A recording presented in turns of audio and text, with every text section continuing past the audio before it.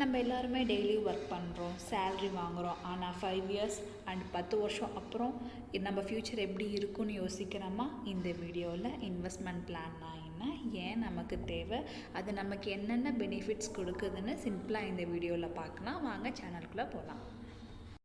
Investment பிளான்னா என்னன்னு நம்ம பார்க்கலாம். இன்வெஸ்ட்மெண்ட்னா ஒன்றும் இல்லைங்க. இப்போ நம்மக்கிட்ட இருக்கிற காசு பேங்க்கில் சும்மா இல்லாமல் அந்த அமௌண்ட்டை நம்ம க்ரோ பண்ணுற மாதிரி டிஃப்ரெண்ட் பிளேஸில் போடுறது தான் இன்வெஸ்ட்மெண்ட் பிளானு.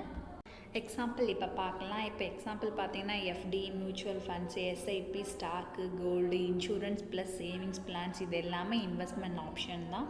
எக்ஸாம்பிளுக்காக சிம்பிளாக சொல்கிறோன்னா, இப்போ வந்து இன்றைக்கி உங்ககிட்ட ஒரு 10 ரூபா இருக்கோ இல்லை 100 ரூபா இருக்கோ வச்சுக்கோங்களேன்.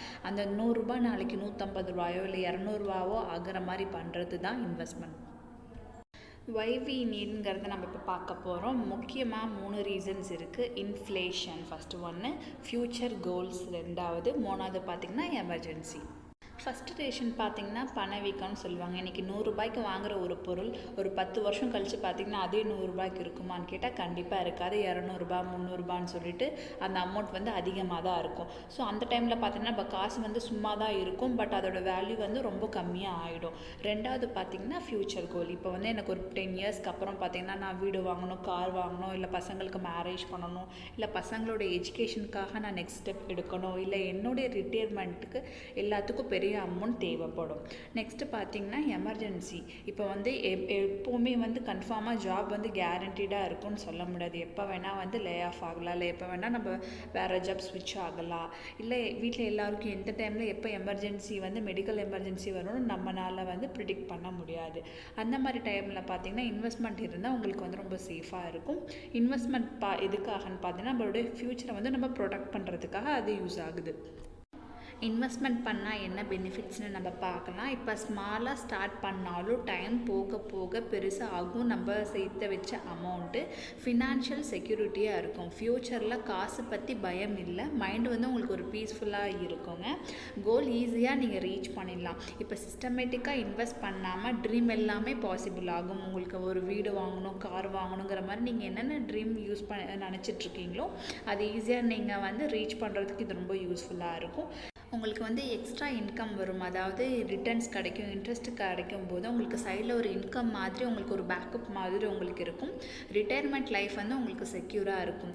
வயசான அப்புறம் வந்து யார் மேலேயும் டிபெண்ட் பண்ணி இருக்கணும்னு நமக்கு அவசியம் இருக்காது. நம்ம லைஃப்பை நம்ம வந்து ஆஃப்டர் ரிட்டையர்மெண்ட்க்கு அப்புறம் என்ஜாய் பண்ணலாம்.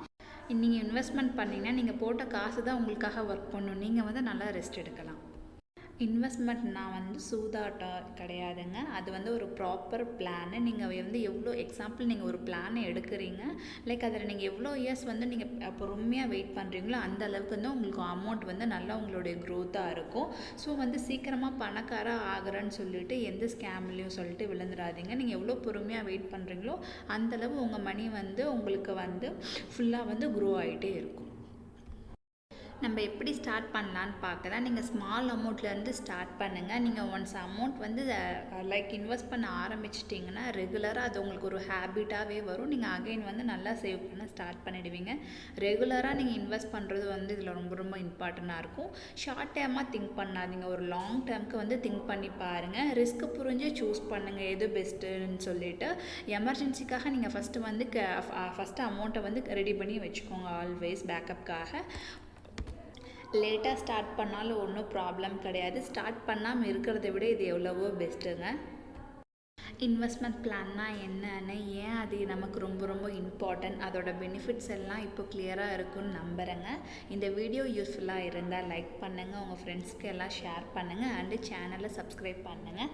நெக்ஸ்ட் வீடியோவில் பெஸ்ட் இன்வெஸ்ட்மெண்ட் ஆப்ஷனை பற்றி டீட்டெயில்ஸாக பார்க்கலாம். தேங்க்யூ ஃபார் வாட்சிங்.